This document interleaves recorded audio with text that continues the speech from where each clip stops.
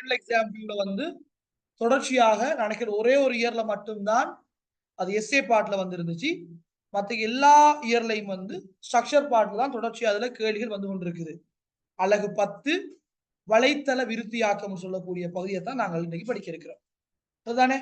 இதுல நார்மலா அண்மை காலமாக வந்த பேப்பரை பொறுத்த வரைக்கும் பழைய பேப்பர்ல இருந்து கொஞ்சம் வித்தியாசமா எம்சிக்யூ கேள்விகளும் நார்மலா வர ஆரம்பிச்சிருக்குது. பெரும்பாலும் எங்களுக்கு இது ஸ்ட்ரக்சர்ல தனி ஒரு முழு கேள்வியா நீங்கள் பேப்பர் எடுத்த உடனே உங்களுக்கு வார முதலாவது ஸ்ட்ரக்சர் கேள்வியே இந்த அலகு 10ல தான் இருக்கும். பழைய சிலபஸ் ஒப்பிடும்போது 2019 தான் எங்களுக்கு நியூ சிலபஸ் அறிமுகம் ஆகிச்சு. 2019க்கு முன்ன உள்ள சிலபஸ்ல வந்து HTML நார்மலா HTML, CSS சொல்லக்கூடிய இந்த 2 பகுதிகளும் தான் இருந்துச்சு. மிச்சம் பழைய பேப்பர் 2011 அதுல இருந்து 2015 அந்த கால பகுதியெல்லாம் நீங்கள் பார்த்தீங்க என்றால் இந்த XML சொல்லக்கூடிய ஒரு கான்செப்ட்லயும் கேள்விகள் உங்களோட பாஸ் பேப்பர்ல இருக்கும். அது வந்து எங்களோட நியூ சிலபஸ்ல இல்ல. நாங்கள் நியூ சிலபஸ்ல படிக்க போற விஷயம் என்னன்னு கேட்டால் எங்களுக்கு முந்தின சிலபஸ்ல இருந்த HTML பகுதியையும் நாங்கள் படிக்க போறோம். அதே மாதிரி CSS பகுதியையும் நாங்கள் படிக்க போறோம். ஏன்னா வெப் டெவலப்மெண்ட் என்று வரும்போது அடிப்படையாக எங்களுக்கு தெரிஞ்சிருக்க வேண்டிய விஷயம் என்னன்னு கேட்டா இந்த HTML, CSS. அதே மாதிரி நாங்கள் பிறகு போகும்போது நாங்கள் படிப்போம். இந்த அழகுல உண்மையா ஒரு தியரி பார்ட் இருக்குது. நாங்கள் டைனமிக் வெப்சைட் அப்படின்னு கதைப்போம். அதாவது நாங்கள் ஏதாவது ஒரு டேட்டாவை நாங்கள் டேட்டா பேஸ்ல யூஸ் பண்ணி டேட்டா பேஸை பயன்படுத்தி நாங்கள் டேட்டாவை சர்வ் பண்ணி தேவையான நேரங்கள் நாங்கள் எடுக்கிறது. உதாரணமா சொல்லுமே நாங்கள் நீங்கள் இப்போ ரிசல்ட்ஸ் பார்க்குறீங்க. ரிசல்ட்ஸ் பார்க்கும்போது ரிசல்ட்ஸ் பார்க்குற வெப்சைட்ல பாருங்க நீங்க உங்களோட இண்டெக்ஸ் நம்பரை கொடுத்த உடனே அந்த இண்டெக்ஸ் நம்பருக்குரிய டேட்டா என்ன செய்யுது டேட்டா பேஸ்ல இருந்து காட்டுதா இல்லையா? ஸோ இந்த மாதிரி வெப்சைட்ல நாங்கள் உருவாக்கி கொள்ளணும் அப்படின்னு சொன்னால் எனக்கு அடுத்தது நார்மலா இருக்க வேண்டிய ஒரு பிரபல்யமான ஒரு மொழி தான் PHP அப்படின்னு சொல்றது. இது தவிர நிறைய டெக்னாலஜி நிறைய மொழிகள் எங்களுக்கு இருக்குது. இருந்தாலும் நாங்கள் எங்களோட சிலபஸுக்கு உட்பட்டு நாங்கள் பயன்படுத்துறது PHP. சரிதானே?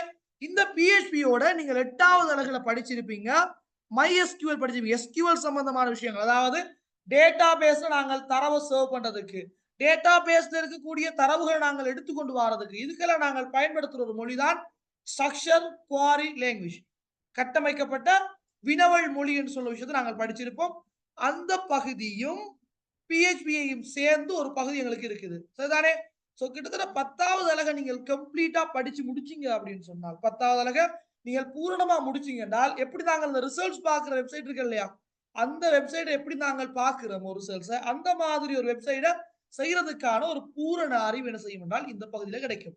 இந்த PHPயும் இந்த SQLம் சம்பந்தப்பட்ட விஷயம் 2019க்கு பிறகு இருக்கிற சிலபஸ்ல தான் இது அறிமுகம் ஆயிடுச்சு. 2019க்கு பிறகு வந்த எந்த பேப்பரை நீங்க எடுத்து பார்த்தாலும் இந்த PHPயையும் SQLையும் சம்பந்தப்படுத்திய ஒரு ஸ்ட்ரக்சர் கேள்வி கட்டாயம் இருந்து கொண்டே இருக்கு. நார்மலா இந்த அலகுல எப்படி கேள்வி வருதுன்னா பிள்ளைகள் இந்த 3 பகுதியையும் HTML, CSS, PHP இது மூன்றையும் சேர்த்து தான் கேள்வி வர ஆரம்பிச்சிருக்குது. கிட்டத்தட்ட இந்த PHPயை பொறுத்த வரைக்கும் பைத்தன்ல எப்படி கேள்வி வருதோ பைத்தன்ல எப்படி ஒரு கோடிங்கை தந்துட்டு அவுட்புட் கேட்கிறாங்களோ அந்த மாதிரியான கேள்விகளும் இந்த PHP என்ற பகுதியில் கேட்கறதுக்கான வாய்ப்புகள் இருக்குது. ஆனால் ஒரு சில கேள்விகள் தான் இதுவரையும் பேப்பர்ல வந்திருக்கு. நார்மலா நாங்கள் இதுல அடுத்தடுத்த கட்டங்கள் அவங்க கேள்வி கேட்டுக்கொண்டு போறாங்க என்றால் இந்த மாதிரி பைத்தன்ல கேள்வி கேட்கிற மாதிரி கேள்விகளும் இதுல கேட்க வாய்ப்பு இருக்குது. நீட்டா இன்னொரு விஷயத்தை விளங்குங்க.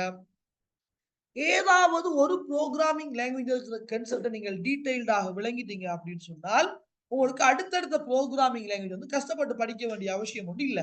உதாரணமா நீங்கள் பைத்தன் என்ற பகுதியை நீங்கள் கிளியரா விளங்கிட்டீங்க அப்படி என்றால் நீங்கள் PHP சொல்லி புதுசா படிக்க வேண்டிய அவசியம் ஒன்றும் இல்ல. சின்ன விஷயங்கள் தான் மாற்றத்துக்கு புரிதாக இருக்கும். சரிதானே? அதே மாதிரி தான் நாங்கள் 11வது அலகுல IoT என்ற ஒரு பாடப்பரப்பு கீழ ஆர்டினோன்னு சொல்லக்கூடிய ஒரு லாங்குவேஜ் பத்தி நாங்கள் படிப்போம். அங்கேயும் நாங்கள் நார்மலா உங்களுக்கு புரோகிராமிங் நாலேஜ் ஒன்று இருக்கும் என்றால் அந்த இடத்திலேயும் நீங்கள் புதுசா படிக்க வேண்டிய அவசியம் ஒன்று இருக்காது. சோ இந்த இடத்துல இருந்து தான் படிக்கிறீங்க புரோகிராமிங் அப்படின்னால் இங்க நான் PHP சொல்லும்போது நீட்டா விளங்கி கொண்டு போங்க. நான் சில நேரங்கள்ல PHP என்ன செய்வேன் அப்படின்னா பைத்தனோட கம்பேர் பண்ணி தான் கொண்டு போவேன். ஏன்னா சில விஷயங்கள்ல வந்து பைத்தனுக்கும் PHPக்கு இடையில சில வித்தியாசங்கள் இருக்கு, சில ஒற்றுமைகள் இருக்குது. சோ கம்பேர் பண்ணி கொண்டு போறது எனக்கு பொருத்தமா இருக்கும் என்றதால நான் அந்த வேலையையும் செய்வேன். அடுத்த ஒரு விஷயத்தை விளங்கிக் கொள்ளுங்க பிள்ளைகள். நாங்கள் இங்க படிக்க போற இந்த HTML ன்னு சொல்றது ஒரு புரோகிராமிங் லாங்குவேஜ் கிடையாது. HTML என்ன இல்ல ஒரு புரோகிராமிங் லாங்குவேஜ் இல்ல. ஒரு மார்க்அப் லாங்குவேஜ்னு சொல்லுவாங்க. அதே மாதிரி CSS வந்து உண்மையா வந்து நாங்க ஒரு டிசைனிங் ஒரு ஸ்டைலிங் பர்ப்பஸ்க்காக நாங்கள் யூஸ் பண்ண போறது. நார்மலா பிள்ளைகள் நாங்கள் ஒரு வெப்சைட்டை உருவாக்க போறோம் அப்படின்னு சொன்னால் அந்த வெப்சைட்ல என்னென்ன விஷயங்கள் இருக்கணும்ங்கிறத எங்களுக்கு யார் மூலமா நாங்க டிஃபைன் பண்றோம் அப்படின்னா முதலுமே ஒரு வெப்சைட்ல ஒரு பட்டன் இருக்கணும், ஒரு வெப்சைட்ல ஒரு ஃபார்ம் ஏதாவது ஒரு இன்புட் பண்றதுக்குரிய ஃபார்ம் ஒன்று இருக்கணும், அல்லது ஒரு எழுத்து இருக்கணும், ஒரு இமேஜ் இருக்கணும், ஒரு வீடியோ இருக்கணும், ஒரு ஆடியோ இருக்கணும் என்றால் அதெல்லாம் நாங்க யாரை பயன்படுத்தி நாங்கள் கொடுக்கிறோம் அப்படின்னா இந்த HTML பயன்படுத்தி தான் அந்த வெப்சைட் நாங்கள் கொண்டு வருவோம். உதாரணமா எனக்கு வலது பக்கத்துல இருக்கணும், அதுல சைஸ் இப்படி இருக்கணும், அதை சுத்தி ஒரு பார்டர் இருக்கணும். சோ இந்த மாதிரி நீங்கள் ஸ்டைல் பண்ண விரும்புறீங்க அப்படின்னு சொன்னா அதை நாங்கள் CSS பயன்படுத்தி தான் செய்ய போறோம். சோ உங்களுக்கு மெயினா வந்து CSS அவ்வளவு ஆழமான விஷயங்கள் சொல்லி இல்ல. கட்டாயம் நீங்கள் HTML பத்தி முழுமையா நீங்கள் கிளியரா விளங்கி இருக்கணும். HTML ஃபுல் ஐடியாவும் உங்களுக்கு தெரிஞ்சிருக்கணும். HTML விளங்கினா தான் அடுத்தடுத்த விஷயங்களை நாங்கள் கிளியரா கொண்டு போகலாம். சோ இத பத்தி தான் நாங்க என்ன செய்ய போறோம்? நாங்க படிக்க போறோம். இன்றைய பகுதியில உண்மையா நான் ஒரு அறிமுகத்தை மட்டும் தான் தந்து விட போறேன். ஏனென்றால் நான் இப்படி யோசிச்சேன். எனக்கு இன்னும் எக்ஸாமுக்கு உண்மையா இன்னும் குறிப்பிட்ட சில நாட்கள் இருக்கிறதால என்கிட்ட ஏற்கனவே இந்த பாடத்தை நான் HTML நாங்க HTML பிள்ளைகள் உண்மையா அந்த ஃபார்ம்ஸ் நான் வந்து ரெக்கார்ட் பண்ண படல எனக்கு. அதுக்கு முன்னுக்கு இருக்கிற நார்மலான சின்ன சின்ன விஷயங்கள் இருக்குது. அதுகளோட ரெக்கார்டிங் என்கிட்ட இருக்குது. அப்ப நான் என்ன செய்ய போறேன்னா, அந்த சின்ன பகுதியில கூடிய ரெக்கார்டிங் உங்களுக்கு ஏர்லியா ஷேர் பண்ணிட்டு, முக்கியமா இருக்கிற அந்த ஃபார்ம்ஸ் என்ற பகுதியில இருந்து தான் உண்மையா நான் கிளாஸஸ்ல கொண்டு போறேன். அத நான் இப்படி யோசிச்சேன். எப்படி என்றால், நார்மலா உங்களுக்கு இப்ப என்ன செய்ய போறேன்னா, இப்ப இன்றைக்கு நான் முழுமையான ஒரு அறிமுகத்த டே கிளாஸ்ல ஃபுல்லா உங்களுக்கு தந்து விடுவேன். இதான் விஷயம்.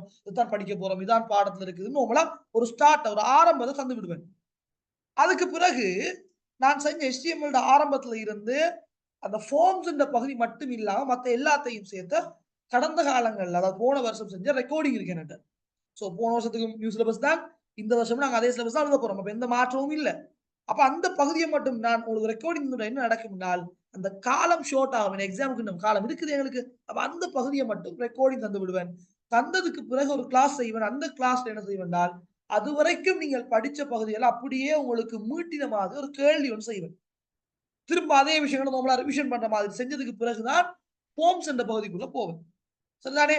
ஃபார்ம்ஸ் என்ற பகுதி முக்கியம். ஏனென்றால், நாங்க பின்னுக்கு படிச்ச PHP அந்த மாதிரி விஷயங்கள சேர்த்து கேள்விகள் வரும்போது, ஃபார்ம்ஸ் என்ற ஐடியாவ வச்சு தான் கேள்விகள் வருது. அதே மாதிரி CSS நாங்க செய்ய வேண்டியிருக்கு. சோ இப்படித்தான் எங்களோட இந்த கிளாஸ் உண்மையா போகுது. உண்மையா ரெக்கார்டிங் தாரதன் நோக்கம் காலத்த நாங்கள் சுருக்கலாம் அப்படின்னு சொல்றது. சரிதானே? ரைட். இப்ப நாங்கள் ஆரம்பிப்போம். ஓகே. பாருங்க அதுல, நார்மலா எனக்கு தெரியும் நாங்க ஒரு உண்மையா அந்த பாடப்பட பொறுத்தவரைக்கும் தியரி பார்ட் ஒன்று இருக்குது. தியரி பார்ட் தான் இப்போதைக்கு ஸ்கிப் பண்றேன். ஏனென்றால் அத கடைசியா படிப்பிக்கிறேன் தியரி பார்ட். எனக்கு தியரி இப்ப முக்கியம் இல்ல. எனக்கு நார்மலா இருக்கிற ஐடியாக்கள் எடுத்துக்கொண்டு போறது தான் மெயின். HTML, CSS ஒரு பகுதி, PHP ஒரு பகுதி, தியரி பார்ட் ஒரு பகுதியா இருக்கு. நார்மலா அத பத்தி நான் பெருசா போக வேண்டிய அவசியமும் இருக்காது. என்ன காரணம் என்றால், இங்க யாருமே வெப்சைட்னா என்னன்னு தெரியாத யாருமே இங்க இருக்க போறதில்ல. எல்லாருக்குமே வெப்சைட்னா என்னன்ற ஐடியா தெரியும். அந்த வெப்சைட்ல போய் நாங்க என்னத்த பார்க்கிறோம்னு தெரியும். ஒரு தகவல பார்க்கிறோம் என்ற ஐடியா உங்கள எல்லாருக்குமே தெரியும். இங்க 2 முக்கியமான சொல்ல பத்தி கொஞ்சம் நான் அறிமுகப்படுத்தி வரேன். என்னன்னு சொன்னால், ஒன்று நாங்க சொல்றது சர்ச் இன்ஜின் நாங்க சொல்லுவோம். சர்ச் இன்ஜின் ஒரு விஷயம் இருக்குது. சர்ச் இன்ஜின் ஒரு விஷயம் இருக்குது. தமிழ்ல நாங்க சொல்றது தேடு பொறி என்று நாங்க சொல்லுவோம். அதே மாதிரி வலை மேலோடி வெப் பிரவுசர்ன்னு சொல்லக்கூடிய ஒரு விஷயம் இருக்குது. இந்த 2 பத்தியும் கொஞ்சம் நான் ஆரம்பத்துல ஒரு ஐடியா தந்துறேன். நார்மலா இது எல்லாருக்குமே தெரிஞ்ச ஒரு விஷயம் தான். பட் சிலபஸ்க்குள்ள வாரத்தால ஒரு ஐடியா தந்துக்கிறேன். அதிலிருந்து நான் ஆரம்பிக்கிறேன். நாங்கள் எதை சர்ச் இன்ஜின் சொல்லுவோம் என்றால், எல்லாருக்கும் ஏற்கனவே ஒரு விஷயத்த பத்தி அறிமுகம் இருக்கு. நாங்கள் நார்மலா அத நாங்கள் விரும்பியோ விரும்பாமலோ சொல்லிக் கொண்டிருக்கிறோம். கூகுள்ல சர்ச் பண்ணுங்க. கூகுள்ல சர்ச் பண்ண நாங்க சொல்றோம். உண்மையா அந்த சர்ச் இன்ஜின் என்ன செய்யுது அப்படி என்றால், நம்மள எல்லாருக்குமே தெரியும். நாங்கள் கூகுள்ல போயிட்டு ஏதாவது ஒரு சொல்ல நாங்க அடிப்போம். அத நாங்க கீவேர்ட்ன்னு வச்சுக்கொள்ளுவோமே. இப்ப நீங்க கூகுள்ல போயிட்டு என்ன செய்றீங்கன்னு சொன்னா, கூகுள்ல போயிட்டு நீங்கள் கூகுள்ல போயிட்டு வெயிட் google.com அல்லது .lk ஏதோ ஒண்ணு அடிங்களேன். இப்ப கூகுள் போயிட்டீங்க. கூகுள்ல வந்து இந்த இடத்துல நீங்க என்ன செய்றீங்கன்னு சொன்னா வந்து, ஏதோ ஒரு விஷயத்த நீங்க எத பத்தி தேட ஆரம்பிக்கிறீங்களோ, ஏதோ ஒரு விஷயத்த பத்தி நீங்க குடுக்குறீங்க. உதாரணமா, நான் இப்ப பைத்தன் சம்பந்தமா படிக்க வச்சுருவேன். ரைட் பைத்தன் அடிக்கிறேன். அல்லது HTML சம்பந்தமா படிக்க போனால் HTML அடிக்கிறேன்.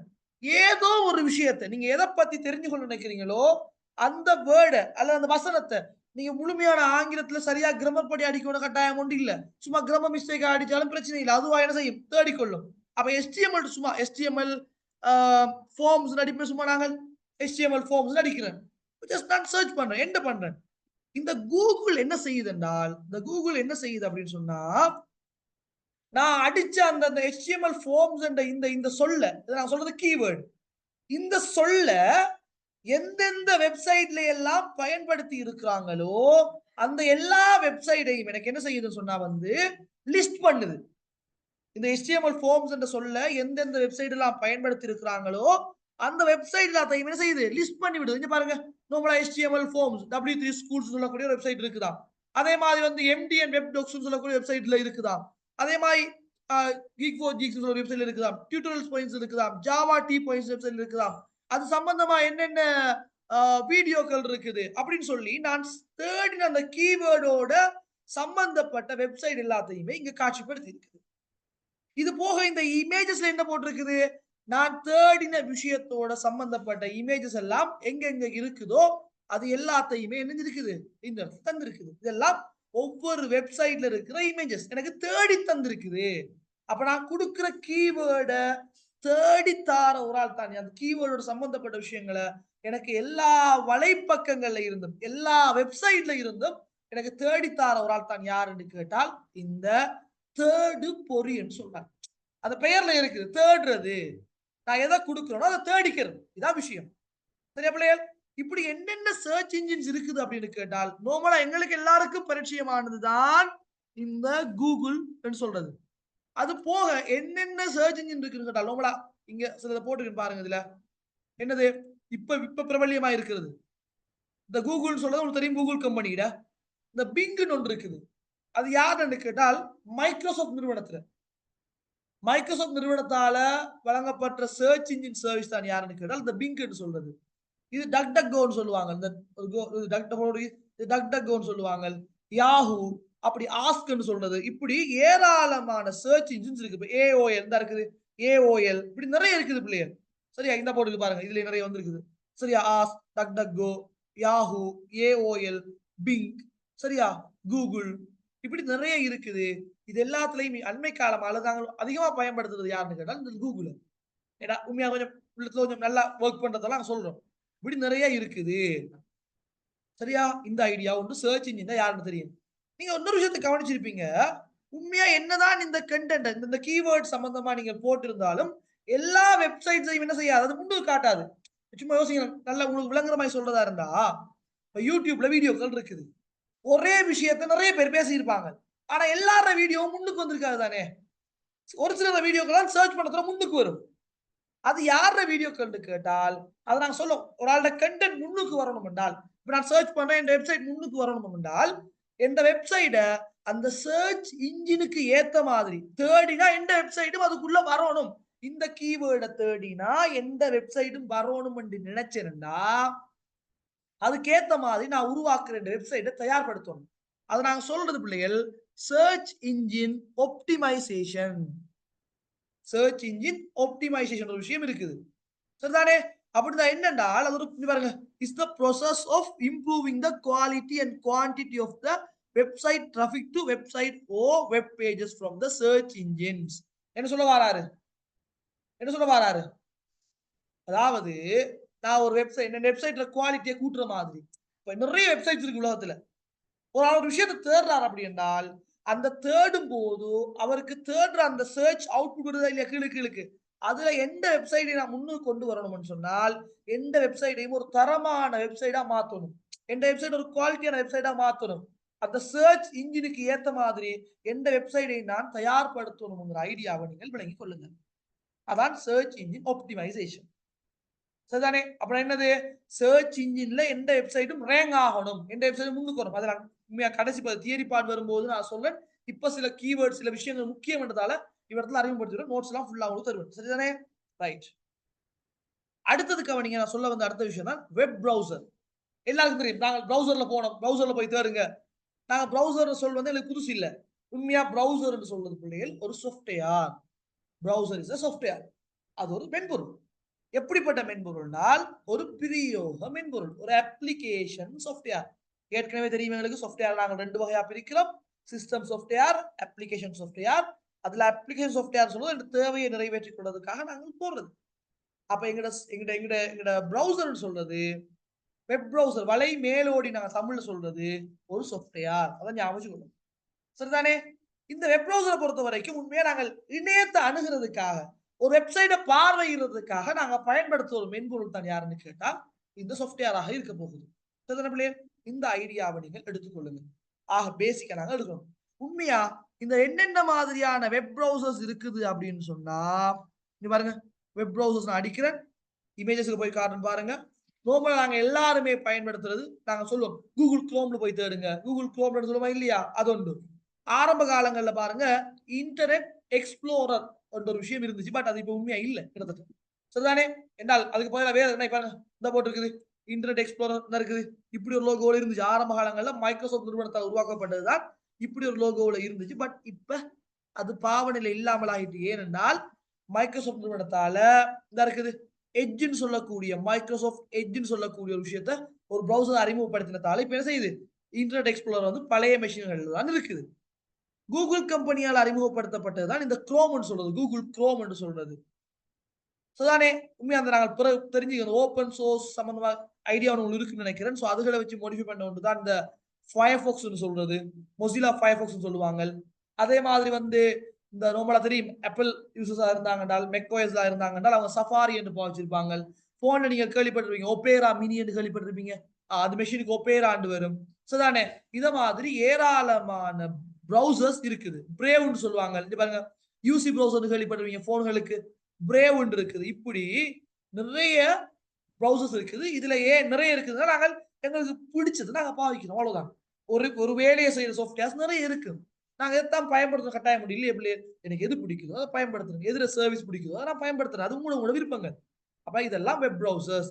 இந்த வெப் ப்ரௌசர்ஸ் ஊடாகத்தான் நாங்க வெப்சைட்ஸ்களை பார்வையிட போறோம்.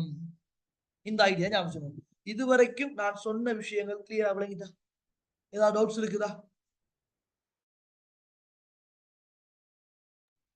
நான் இதுவரைக்கும் சொன்ன விஷயங்கள் எல்லாமே கிளியரா நான் கதைச்சிருக்கிறேன். யாரை பத்தி சர்ச் இன்ஜின்டா என்னன்ற ஐடியாவை தந்த நோட்ஸ் தருவோம் ஆறுதலாம். சர்ச் இன்ஜின் யாரு ஒரு கீவேர்டை கொடுத்தா அந்த கீவேர்டை பயன்படுத்தின வலைத்தளங்கள் உங்களுக்கு என்ன செய்யுது காட்சிப்படுது, லிஸ்ட் அவுட் பண்ணுது. அதுல முன்னுக்காகி ரேங்க் ஆகி முன்னுக்கு சர்ச் பண்ணக்கூடிய முன்னுக்கு என்ன வெப்சைட் வரணும் என்றால் அதுக்கு ஏத்த மாதிரி வலைத்தளத்துல என்ன செய்யணும் சர்ச் இன்ஜின் ஆப்டிமைசேஷன் செய்யணும். லாஸ்டா வந்த பேப்பர்ல அது கேள்வியாகவும் இருந்துச்சா.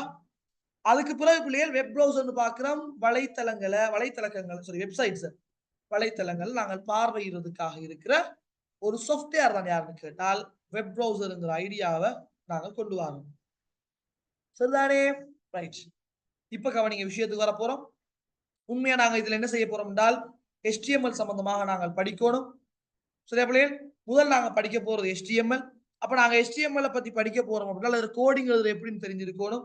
எனக்கு தெரியும் நாங்கள் 5வது யூனிட் ஒரு ஐடியா எடுத்திருப்போம். கோப்பு நீட்சின்னு ஒன்று இருக்கும். File extension. அந்த ஃபைல் எக்ஸ்டென்ஷனை வச்சு தான் விளங்கிக் கொள்ளும் என்றால் இது இந்த மாதிரியான ஃபைல் இதை இப்படித்தான் ரன் பண்ணணும் என்று ஆப்பரேட்டிங் சிஸ்டம் விளங்கி அதுக்கு ஏத்த மாதிரி ரன் பண்ணும். அப்ப நாங்கள் HTML கோடிங் எழுதுறோம். இது HTML ஃபைல் என்று மெஷினுக்கு விளங்கணுமாக இருந்தால் நாங்க அதை சர்வ் பண்ணும்போது பாருங்க நம்மளா HTML நீங்கள் கோடிங் எழுத போனால் HTML கோடிங் ஆரம்பம் என்றால் HTML நீங்கள் இப்படி போட்டுட்டு HTML இப்படி நீங்கள் போட்டுட்டு நீங்கள் HTML என்று நீங்கள் முடிக்கணும். நான் சொல்ற ஸ்டார்ட் டெக் இது நாங்க எண்ட் டெக்னு சொல்லுவாங்க. இது ஆரம்பம் இது முடிவு. என்ன வித்தியாசம் என்றால் இந்த இந்த இந்த ஸ்லேஷ் தான் வித்தியாசம். நாங்க இதை பத்தி அடுத்த வகுப்பு நாங்க வீடியோ தரும்போது அழகா நீங்க விளங்கும். ஆரம்பத்தை அழகா பேசி இருப்பேன். நோமலா பிள்ளைகள் இதை நாங்க சொல்றது டெக்னு சொல்லுவோம். ஒட்டு தமிழ்ல ஒட்டு டெக். அப்ப ஒரு டெக்குக்கு வந்து ஆரம்பமும் இருக்கு முடிவும் இருக்கு. அப்ப இதுக்குள்ள நீங்க என்னத்தை எழுதினாலும் இது இந்த HTML சொல்லக்கூடிய டெக்குக்கு HTML சொல்லக்கூடிய அந்த ஒட்டுக்கு சொந்தமானது. எப்படி தெரியும் எனக்கு? ஆரம்பம் இருக்குது முடிவு இருக்குது அதுக்கு இடையில வந்தா தானே பிள்ளைகள் அவருக்கு சொந்தமானது தானே. ஆரம்பத்துக்கும் முடிவுக்கும் இடையில வந்தா அவருக்கு சொந்தமானது தானே. சொல்ல ஐடியா விளங்குதா உங்களுக்கு? அப்ப இதுக்குள்ள என்ன விஷயங்கள் வரலாம் அது சொந்தமானது ரைட். இதெல்லாம் டைப் பண்ணி போட்டு தான் நான் சர்வ் பண்ணணுமான்னு கேட்டால் நீங்கள் வெறும் எம்டி ஃபைலை நீங்க என்ன செய்யலாம் சர்வ் பண்ணலாம். இந்த இடத்துல நாங்கள் கோடிங் எழுதுறதுக்காக நான் இங்க நோட் பேடை யூஸ் பண்றேன். நாங்க அதை பிறகு சொல்றவங்களுக்கு ஐடிஏ ஒருங்கிணைந்த இன்டகிரேட்டட் டெவலப்மெண்ட் விருத்தி சூழல் ஐடின்னு சொல்லுவாங்க. இன்டகிரேட்டட் சரிதானே டெவலப்மெண்ட் என்வாயன்மெண்ட் ஐடின்னு சொல்லுவாங்க. ஒருங்கிணைந்த விருத்தி சூழல் அப்படின்னா அந்த ஒவ்வொரு ப்ரோக்ராமிங் இருக்கலாம் இந்த மாதிரி லாங்குவேஜா இருக்கலாம். இதை நீங்கள் எழுதுற அந்த வெப் சாஃப்ட்வேருக்கு பேர் தான் ஐடின்னு சொல்றோம். நான் இங்க ஐடிய யூஸ் பண்ண போறது நிறைய சாஃப்ட்வேர் இருக்குது பிள்ளைகளே. அத பத்தி நான் பிறகு ஆறுதலா கதைக்கிறேன். இங்க நான் யூஸ் பண்ண போறது நோட்பேட்ல தான் எல்லாம் செய்ய போறேன். அதான் எனக்கு இலகுவா இருக்கு. அப்ப நான் என்ன செய்றேன் ஒரு நோட்பேட் ஃபைல ஓப்பன் பண்ணிட்டு, அத சர்வ் பண்ணும்போது, நீங்க எங்க வேணும்னாலும் சர்வ் பண்ணலாம். நான் டெஸ்க்டாப்ல சர்வ் பண்றேன். சர்வ் பண்ணும்போது நீங்கள் வேண்டிய பெயர வைங்க. ஒரு ஃபைலுக்கு நீங்க எந்த பெயர் வைக்கணும் வரையறை இருக்குதா? நீங்க வேண்டிய மாதிரி, வேண்டிய மொழியில, வேண்டிய எழுத்துல, எத்தன எழுத்து இருந்தாலும் நீங்க வைங்க. நான் வைக்கிறேன் சும்மா உதாரணத்துக்கு ஃபர்ஸ்ட்ன்னு வைக்கிறேன். என்ன தந்தாலும் வை. ஆனால் டொட் போட்டு HTML என்று சர்வ் பண்ணினா தான், அந்த நீட்சி குடுத்தா தான் மெஷின் விளங்கிக் கொள்ளும். இது ஒரு HTML ஃபைல். அப்ப நீட்சிய குடுக்கிறேன்னு சொல்லி கட்டாயம் .html நீட்சிய நீங்கள் குடுக்க வேண்டி இருக்கு. சரிதானே? குடுத்துட்டு நான் சர்வ் பண்ணேன் பாருங்க பிள்ளைகள். இந்த இடத்துல பாருங்க இந்த ஃபர்ஸ்ட் இந்த ஒரு ஒரு ஃபைல் ஒரு பிரவுசர் ஐகான் வந்திருக்கு. ஏண்டால் OS விளங்கிட்டு .html போட்டிருக்காரு. இது அப்ப HTML ஃபைல். இத நான் எதுல ஓப்பன் பண்ணணும்? ஒரு பிரவுசர்ல தான் ஓப்பன் பண்ணணும்னு சொல்லி என்ன செய்யுது எனக்கு? அந்த ஃபைல் ஒரு பிரவுசர் ஐகானோட காட்சிப்படுத்தப்பட்டிருக்குது. இப்ப நான் இத ஓப்பன் பண்ணால் ஒரு பிரவுசர்ல தான் ஓப்பன் ஆகும் பாருங்க. ஒரு ப்ரௌசர்ல ஓப்பன் ஆகி பட் உள்ளுக்கு ஒண்ணும் காட்ட இல்லன்னா மீனிங் என்ன பிள்ளைகள்? நான் ஒண்ணும் எழுதலையே! அப்ப காட்டாது தானே! சரிதானே? இப்ப இத நான் எடிட் பண்ணி என்ன செய்வேன் நான் கோடிங்ல எழுதினா இப்ப எல்லா விஷயங்களும் வரப்போகுது. ஜஸ்ட் நான் அந்த ஃபைல்ட ப்ராப்பர்ட்டீஸ போயிட்டு பார்க்கிறேன். சரிதானே? ப்ராப்பர்ட்டீஸ பார்க்கிறேன் பாருங்க. இணைஞ்சிருக்குது. .html இங்க இருக்குது. ஆக அது விலகிக் கொண்டிருக்குது. இது ஒரு HTML டாக்குமெண்ட். நீட்சிய வச்சு தான் விலகிக் கொள்ளுது. ஆக HTML கோப்புக்கள் .html ன்னு சொல்லக்கூடிய அந்த எக்ஸ்டென்ஷன பயன்படுத்தி தான் சர்வ் பண்ணும்ங்கிற ஐடியாவ நீங்கள் விலகிக் கொள்ளுங்க. சரியா? இப்ப இதுக்குள்ள நீங்க நிறைய கோடிங் எழுத போறீங்க. அந்த கோடிங் சம்பந்தமா தான் பேசியிருக்கிறேன். அத கொஞ்சம் அழகா நீங்கள் என்ன செய்யணும் என்றால், வீடியோ கிடைக்குது என்றால், அழகா கிளாஸ் ரூம்ல இருந்து படிக்கிற மாதிரி, அழகா கிளாஸ்க்கு படிக்கிற மாதிரி நீட்டா எடுத்து என்ன செய்யணும்? அதுல வார விஷயங்கள் நோட்ஸா நீங்க எழுதி தான் நீங்க கொண்டு போகணுமே. அது ஒவ்வொன்றையும் விளங்கப்படுத்தும்போது நிப்பாட்டி, நிப்பாட்டி பார்க்கையிலுமே உங்களுக்கு நிப்பாட்டி அந்த விஷயத்த பத்தி உங்களுக்கு எழுதிட்டு, பொதுவா பிள்ளைகள் புரோகிராமிங் படிக்கும்போது சொல்ற நிபந்தனை அல்லது ஒரு லாங்குவேஜ படிக்கும்போது வர நிபந்தனை என்றால், உனக்கு விளங்குற தமிழ்ல, உனக்கு விளங்குற மொழியில சைடுல எழுதிக்கணும். சொல்ல ஐடியா விளங்குதா? உங்களுக்கு விளங்குற மாதிரி என்ன செய்யணும் நீங்கள்? சைடுல எழுதிக் கொள்ளணும். அப்பதான் அத கொண்டு போகலாம். ஏன்னா நோட்ஸ் தர்றதுனால அதுல ஒழுங்கு இல்ல. அழகா எனக்கு என்ன விளங்குதோ அத எழுதிக்கணும்னா, பிறகு நான் எத்தன வருஷத்துக்கு அப்புறம் பார்த்தாலும், உண்ட தமிழ்ல நீ பேச்சு வழக்குல எழுதியிருந்தா என்ன செய்யும்? அது நீட்டா விளங்கக்கூடியதா இருக்கும். சோ இவ்வளவுதான் சொல்ல வந்த ஐடியா. அழகா என்ன செய்யுங்க, ஒரு 1 வீக் டைம் தாரேன். ஒரு 1 வீக் டைம் தாரேன். ஒரு 15 வீடியோ மாதிரி இருக்குது. நான் நினைக்கிறேன் ஒரு 6 மணித்தியா அது 15 வீடியோன்றதுக்கு ஒரு 6 மணித்தியாலம் தான் வரும் அது. சின்ன சின்ன வீடியோலாம் உடைச்சு போட்டிருப்பேன் அதுல. அவ்வளோ வீடியோக்களையும் ஷேர் பண்ணி விடுவேன். அவ்வளோ வீடியோக்களையும் பார்த்துடுங்க. அடுத்த கிழமை நான் ஒரு ரிவிஷன் பண்ணிட்டு ஃபார்ம்ஸ்ல இருந்து போவேன். ஏன்னா உண்மையா டைம் நாங்க ஷார்ட் பண்ணலாம் அப்பதான். சோ இந்த விஷயம் தான் நாங்கள் இன்றைய வகுப்புல பார்க்க இருந்தது. நார்மலா ஒரு அறிமுகம் தந்திருக்கிறேன். எப்படி போற விஷயம் சொல்லியிருக்கிறேன். ஒவ்வொரு ஞாயிற்றுக்கிழமையும் என்ன செய்ய போகுது உங்களுக்கு கிளாஸ். இந்த டைமுக்கு நார்மலா ஒரு 1 ஹவரோ அல்லது 1 1/2 அன் ஹவரோ தேவைய பொறுத்தா 1 1/2 அன் ஹவர் மிஞ்சாம 1 ஹவருக்கு குறையாம வகுப்புகள் இருக்கிற மாரி நாங்க பார்த்துக்கொள்வோம். அப்பதான் நீங்க என்ன செய்யலாம், அந்த பாடத்த முடிக்கக்கூடிய மாதிரி இருக்கும். சோ இந்த தகவலோட நாங்கள் இன்றைய வகுப்பு நாங்க முடிச்சுக் கொள்வோம். அடுத்த வகுப்புல சந்திப்போம். ஏதாவது விஷயங்கள் நீங்கள் ஷேர் பண்ணதாக இருந்தால், ஏதாவது விஷயங்கள் தெரிந்து கொள்ளணும்னு நினைச்சுக்கிறதா இருந்தால், ஏதாவது விஷயம் கேட்கணுமாக இருந்தால் என்ன செய்யுங்க? சாட் பாக்ஸ்ல போட்டு விடுங்க.